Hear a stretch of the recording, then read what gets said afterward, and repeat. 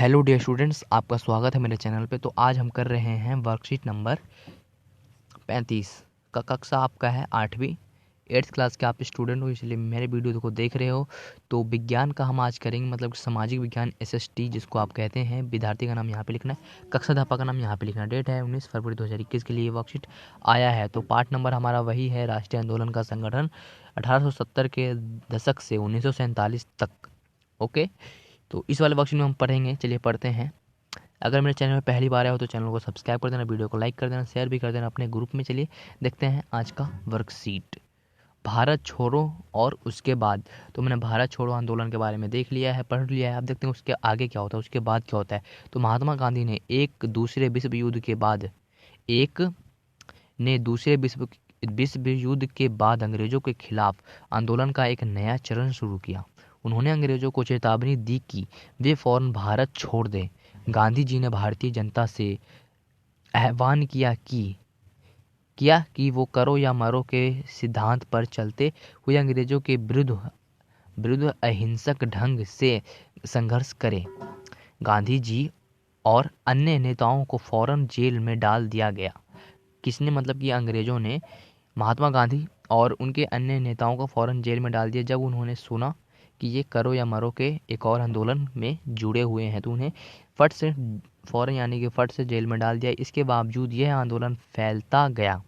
मतलब कि देखिए, जेल में थे गांधी जी और उनके नेताओं, मगर इसके बावजूद भी यह आंदोलन जो है करो या मरो वो फैलता गया। किसान और युवा इस आंदोलन में बड़ी संख्या में शामिल हुए। मतलब कि जो किसान थे और युवा थे, जवान लोग थे, वो लोग इन आंदोलन में बहुत ज़्यादा ही शामिल हुए। ठीक है, क्योंकि विद्यार्थी अपनी लिखाई पढ़ाई छोड़कर आंदोलन में कूद पड़े। मतलब कि जो भी विद्यार्थी थे, स्टूडेंट थे, ठीक है, छोटे बच्चे, सभी लोग इस जो है करो या मरो आंदोलन उसमें सभी इकट्ठा हो गए। ठीक है, कूद पड़े। ठीक है, मतलब कि शामिल हो गए बच्चे भी। ठीक है, तो स्टूडेंट विद्यार्थी देश भर में संसार्थ तथा राज्य सत्ता के प्रतीकों पर हमले हुए। बहुत सारे इलाकों में लोगों ने अपनी सरकार का गठन किया। ठीक है, गठन किया, चुना। ठीक है, अब आगे देखते हैं। गठन किया।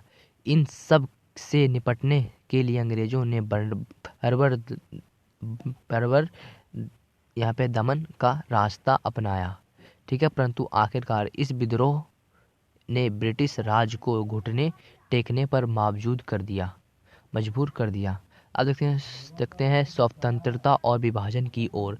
पार्टी में मुस्लिम लोग लीग, क्या है, लोग है यहाँ पे, लोग ने, ये लीग नहीं है वाह स्टूडेंट्स, ये लीग नहीं है, यहाँ पे लोग है। ठीक है, लोग ने देश के, यार लोग ये रहा लिखवा दिया। ठीक है, अब लोग ने देश के पश्चिमोत्तर, यहाँ पे है पश्चिमोत्तर तथा पूर्वी क्षेत्रों में मुसलमानों के लिए स्वतंत्र राज्यों की मांग करते हुए एक प्रस्ताव पारित किया। उन्हें यह डर लगा कि यहाँ मुसलमान अल्पसंख्यक है। ठीक है, और किसी भी लोकतांत्रिक संरचना में उन्हें हमेशा गौण पूर्णिमा निभानी पड़ेगी। उनको यह भी भय था कि संभव है कि मुसलमानों को प्रतिनिधित्व ही न मिल पाए। 1937 में मुसलमान लोग संयुक्त प्रांत में कांग्रेस के साथ मिलकर सरकार बनाना चाहती थी। किसके साथ? कांग्रेस से मिलकर मुसलमान एक सरकार बनाना चाहती थी, परंतु कांग्रेस ने इस प्रस्ताव को स्वीकार नहीं किया। ठीक है, जिससे फासला और बढ़ गया। 1946 में दोबारा चुनाव हुए। सामान्य निर्वाचन क्षेत्रों में कांग्रेस का प्रदर्शन तो अच्छा रहा, परंतु मुसलमानों के लिए आरक्षित सीटों पर लोग को बेजोड़ सफलता मिली। लोग पाकिस्तान की मांग पर चलती रही। ठीक है, अब आगे देखते हैं क्या है। अब है यहाँ पे कैबिनेट मिशन। तो मार्च में हुआ था कैबिनेट मिशन। मार्च 1947 में ब्रिटेन के मंत्रिमंडल के इन मार्गों के औचित्य को समझने और स्वतंत्र भारत को राजनीतिक भविष्य को तय करने के लिए 3 सदस्यीय परिसंघ भारत भेजा। इस परिसंध के चुनाव दिया कि भारत अविभाजित रहे और उसे मुस्लिम बहुल क्षेत्रों को बहुत स्वायत्तता देते हुए एक ढीले ढाले संघ के रूप में संगठित किया गया। कांग्रेस और मुस्लिम लोग दोनों ही इस प्रस्ताव के कुछ प्रावधानों पर सहमत नहीं थे। अब देश के विभाजन असंभावी था। मुस्लिम लोग ने पाकिस्तान के लिए आंदोलन शुरू करने का फैसला किया। मुस्लिम लोग ने 16 अगस्त 1946 को प्रत्यक्ष कार्यवाही दिवस मनाने का आह्वान किया। इसी दिन कोलकाता में दंगे भड़क उठे जो कई दिन चलते रहे। इन दंगों में हजारों लोग मारे गए। मार्च 1947 तक उत्तर भारत के विभिन्न भागों में हिंसा फैल गई। कई लाख लोग मारे गए। असंख्य महिलाओं को विभाजन की इस हिंसा में कथित अत्याचारों का सामना करना पड़ा। करोड़ों लोगों को अपना घर बार छोड़कर भागना पड़ा। अपने मूल स्थानों से बिछड़कर यह लोग रातों रात अजनबी जमीन पर शरणार्थी बन कर रह गए और इस तरह ब्रिटिश शासक के स्वतंत्रता का एक आनंद विभाजन की पीड़ा और हिंसा के साथ हमारे सामने आया। ठीक है, यहाँ पे आपको 4 क्वेश्चन दिखेंगे। एक क्वेश्चन पहले करते हैं। भारत छोड़ो आंदोलन किस प्रकार फैला? भारत छोड़ो आंदोलन किस प्रकार फैला, चलिए इसको देखते हैं आंसर। तो पहला तो आपको यहाँ से दिखेगा, ठीक है। तो देखिए यहाँ पे ये आपको मिलेगा कि करो या मरो के सिद्धांत पर चलते हुए अंग्रेजों के विरुद्ध अहिंसक ढंग से संघर्ष करें। गांधी जी और अन्य नेताओं को फौरन जेल में डाल दिया। इसके बावजूद यह आंदोलन फैलता गया। किसान और युवा आंदोलन में बड़ी संख्या में शामिल हुए। विद्यार्थी उनकी पढ़ाई लिखाई छोड़ छाड़ कर आंदोलन में कूद पड़े। तो इस तरह से ये जो आंदोलन था वो फैलता गया। अगर आपको यहाँ से समझ नहीं आया जो मैं आपको करा रहा हूँ वो आप कर सकते हो। चलिए देखते हैं इसका आंसर। सो हमारा प्रश्न नंबर 1 का उत्तर यहाँ से आप करोगे कि सिंपल है कि आंसर 1942 में गांधी जी ने भारत छोड़ो आंदोलन की शुरुआत की। उन्होंने करो या मरो नारा देते हुए अंग्रेजों के खिलाफ संघर्ष का बिगुल बजाया। गांधी जी ने व अन्य नेताओं ने जेल को डाल दिया, मतलब कि जो अंग्रेज थे उन्हें जेल में डाल दिया। ठीक है, अब गांधी जी के आह्वान के बाद यह आंदोलन पूरे देश में फैल गया, जो समय का सबसे बड़ा आंदोलन था। मतलब कि उस समय का सबसे बड़ा आंदोलन था, समझ रहे हो ये। चलिए, करो या मरो सबसे बड़ा आंदोलन था उस समय का। चलिए अब देखते हैं प्रश्न नंबर 2 क्या है। प्रश्न नंबर 2 सॉल्व करते हैं इसको भी हम।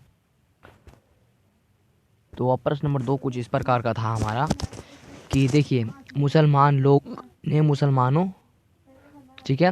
मुस्लिम लोग ने मुसलमानों के लिए स्वतंत्र राज्य की मांग क्यों की? देखिए, पहला मुस्लिम लोगों को डर था कि मुसलमानों को कहीं प्रतिनिधित्व ना मिले और उन्हें समझा जाए। ठीक है, और इसमें सेकंड था कि मुस्लिम ने कांग्रेस विरोध के कारण तथा सत्ता पाने के लिए भी मुसलमानों ने अलग राज्य मांग की। इस तरह से होता है ये कि मुस्लिम लोग ने मुसलमानों के लिए स्वतंत्र राज्य की मांग क्यों की? क्योंकि तो हमने बता दिया इसका आंसर कि उनको मुसलमानों को भी अपना एक पहचान मिले। ठीक है, और मुसलमानों को एक सत्ता पाने के लिए भी मुसलमानों को एक अलग राज्य की मांग चाहिए। ठीक है, तो इस तरह से हमारा प्रश्न नंबर 2 कंप्लीट। अब देखते हैं प्रश्न नंबर 3 क्या है हमारा। प्रश्न नंबर 3 था कि कैबिनेट मिशन का गठन क्यों किया गया, इसके क्या प्रस्ताव थे?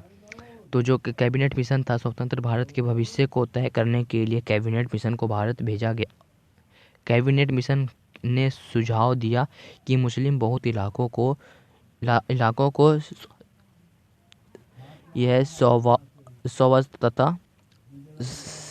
स्वायत्तता देते हुए एक ढीले ढाले संघ के रूप में भारत गठन हो। ठीक है, तो इसलिए कैबिनेट मिशन का मांग किया, गठन का प्रस्ताव दिया। ओके, ये हो जाएगा हमारा प्रश्न नंबर 3 कंप्लीट। आप देख लो अच्छे से, मेरे को बार बार हिचकी आ रहा है यहाँ से लेकर यहाँ तक। प्रश्न नंबर 3 है। ओके, तो मिलते हैं। अब देखते हैं लास्ट वाला क्वेश्चन क्या है। तो आपको यहाँ पे दिखेगा कि हमारा प्रश्न नंबर 4 कंप्लीट हो चुका है, नहीं सॉरी, प्रश्न नंबर 3 कंप्लीट हो चुका है। अब देखते हैं प्रश्न नंबर 4 क्या है हमारा, जो कि लास्ट क्वेश्चन है। चलिए इसको भी सॉल्व करके वीडियो ख़त्म करता हूँ मैं। कांग्रेस और मुस्लिम लोग दोनों ने कैबिनेट मिशन की प्रस्ताव क्यों ठुकरा दिया। चलिए देखते हैं इसका आंसर। सो डियर स्टूडेंट्स, हमारा प्रश्न नंबर 5 भी कंप्लीट होता है, सॉरी प्रश्न नंबर 4 भी हमारा कंप्लीट होता है। तो प्रश्न नंबर 4 आप यहाँ से कर सकते हो आराम से दम कि देखो, कांग्रेस ने इस प्रस्ताव को इसलिए ठुकरा दिया क्योंकि यह एक स्थायी समाधान था जो पूरे देश को कमज़ोर बना देता, जबकि मुस्लिम लोग देश के विभाजन से कम पर मानने को तैयार नहीं थे। ठीक है, तो इस तरह से था ये कि क्यों ठुकरा दिया कांग्रेस ने भी और मुसलमानों ने भी। तो इस तरह से होता है हमारा आज का वर्कशीट कंप्लीट। अगर वीडियो को पहली बार देख रहे हो तो चैनल को सब्सक्राइब कर देना, वीडियो को लाइक भी कर देना। मिलते हैं अगले वीडियो में, बस इतना ही चाहता हूँ कि आप चैनल को सब्सक्राइब कर दो बस, और कुछ नहीं। तो मिलते हैं अगले वीडियो में, तब तक के लिए गुड बाय।